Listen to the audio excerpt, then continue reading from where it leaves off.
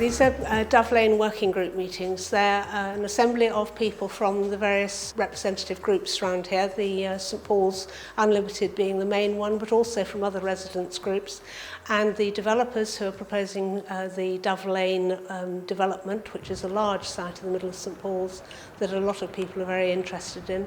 There's also the co-location building where the school is also having the other facilities, youth facilities, doctors' surgeries and so forth on the site. And these are a series of meetings that are held about once a month to see how the progress of the design is going, to take input from the local people so that the designers know what they're having to produce, how they're changing their design to reflect those comments. This is part of the community involvement process, which is very important for development proposals in Bristol, that the community actually has an input into affecting developments in their area before the planning application goes in. The site is discussed between the people that are going to do the development and the community living around it who's going to be affected by the development. In the new primary school, they're going to have a children's centre, doctor's surgery, social services, as well as the school itself. So what we want to know is, do you think it's a good idea for it to be where it is at the moment, which is right behind the sports academy, or do you think it needs to move from where it is and go down to at the back of the Inkerman pub? What do you think? My name's Judith Davis and I'm a local community resident in St Paul's, beautiful St Paul's. I wanted to see what this was about and understand it very much because I remember being a bit annoyed the last time I heard about what was happening with the plan that we saw originally. Our 5-storey with a park on the roof. I'm Peter Baker, I work at NVB Architects. It's been fascinating. It just worked really well. I think we had the round-the-table discussion in the main meeting room after lunch was excellent. A bit heated at times, not as heated as I was expecting, but did seem to come to a consensus view. I'm Mick Brannigan. I'm the strategy leader for Capital, Assets and School Organisation. I work for Children and Young People's Services for Bristol City Council. Today was really fantastic. It was an opportunity for all the professionals involved in this project to meet with the community and to look at the pros and the cons for two sites. And from that, some very interesting debate took place, and we've actually come up with some really good solutions on both sites. So it was really good to hear what people had to say. No holds barred, people just said it, what they needed to say.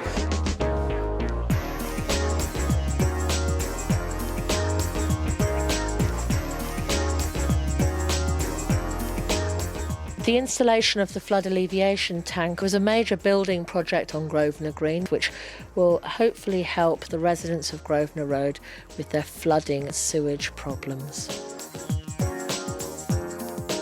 These beautiful green buildings were installed as small employment units as part of the Section 106 agreement for the Godwin House development. St Paul's Unlimited was involved with this about 5 or 6 years ago, and finally we have achieved it.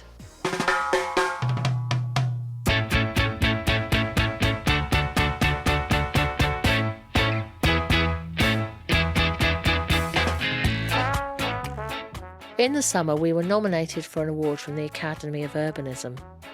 The judges came and had some presentations from us, and then they had a walk around the area with local residents. So what we've been doing is basically attempting to lead by example by taking derelict buildings, using local artists to produce murals. We've got over here you'll see there is a practice wall. If you look at it now and look at it how it was, and what we used to have 3 years ago, we would have an ongoing battle where the anti-graffiti team would paint out the graffiti, and then the next day somebody would do some graffiti, and it would carry on in this horrible loop. But now what we're getting with the help of the council is a situation whereby the skills of the community are harnessed. We were very lucky to have come third out of the whole of the UK. Look at us, aren't we beautiful? St Paul's Park, St Agnes Park and Brunswick Cemetery have each been awarded some money to spruce up and rejuvenate them. For all of the parks, there was a large amount of public consultation. St Paul's Park is now finished. The only thing left to be done is the installation of some lights so we can see how beautiful it is at night. And now St Agnes Park is underway and will be finished by March 2010. We await the finalisation of Brunswick Cemetery with eager anticipation. Our Arts and Culture Task Group worked with the artists and local residents to come up with this very special place for the residents of St Paul's Gardens.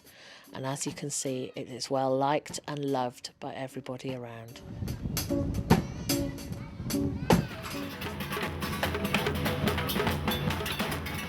Thank you for spending the time to celebrate our fantastic area with us.